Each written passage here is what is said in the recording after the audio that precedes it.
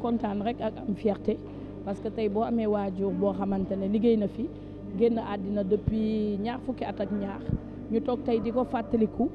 nit ñu mel nii mbooloo bu mel ni déplacé wu ñëw fekkee ko vraiment fierté la ci ñun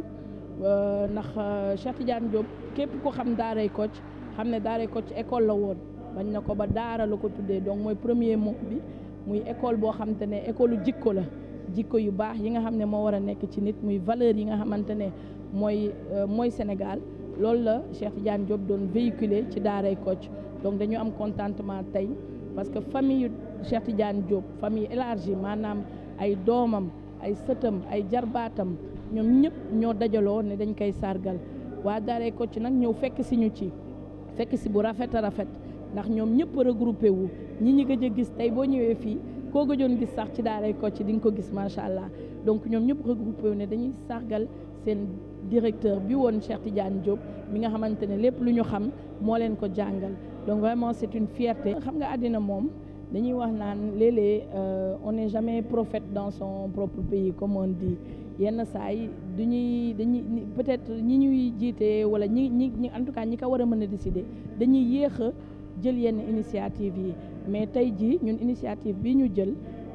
objectif bi en tout cas mooy tey jii wanewaat li fi suñu papa liggéeyoon et fexe ba loolu tamit ñu mën ko reconnaître à sa plus forte valeur donc loolu je pense que autorités yi dégg nañ ñu bu baax a baax par rapport à ça maa ngi koy rafetlu parce que bi ñu tàmbalee journée yi jot nañ ci correspondance su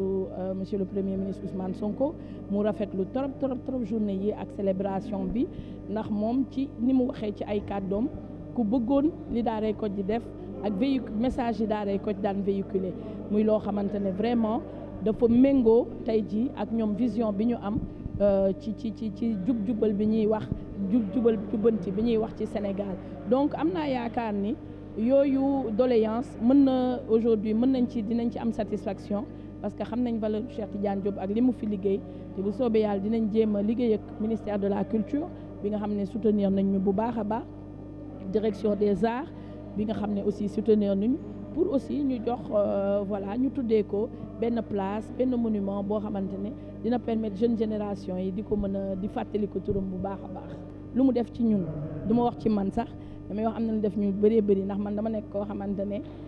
maanaam ragaluma daal xëy na foofu côté boobu moom laa ci xaw a nuru parce que je prends beaucoup d'initiatives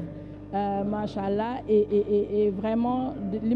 may liggéey ci li may yëngu toujours damay fexe di amener les gens di rassembler et tout ça peut-être yooyu laa jël ci moom muy jikko yoo xam ne moom amoon na ko trop ndax moom da daan rassembler da daan boole ay nit di def ci ñoom ay jikko di def ci ñoom donc man aussi peut-être loolu laay jéem a dërmal mais nekk fii Cheikh Tidiane Diop fierté bu immense man saa yu ma voyagé fu ma dem ci àddina bi bu ma nee doomu Cheikh Tidiane Diop laa toujours même way bi rek laay dégg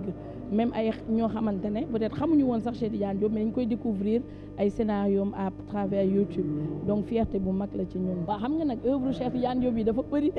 de ñëw liggéey bi sax pour lister ko mais man daal bu ma dee wax ci œuvre yu ma gën a neex ci Cheikh Tidiane Diop defe naa ni xànju bokk na ci defe naa ni un DG peut en cacher un autre bokk na ci defe naa ni aussi am na œuvre boo xam ne ñu bëri xamuñu ko trop ni mintu bokk na ci vraiment bëri na mënuma ci kii man xam nga du sax œuvre bi yëpp mais toujours damay am ay séquences ndax man wax dëgg yàlla sama papa jamono yu daan bind boobu maa ngi am peut-être ay 12 13 ans 14 ans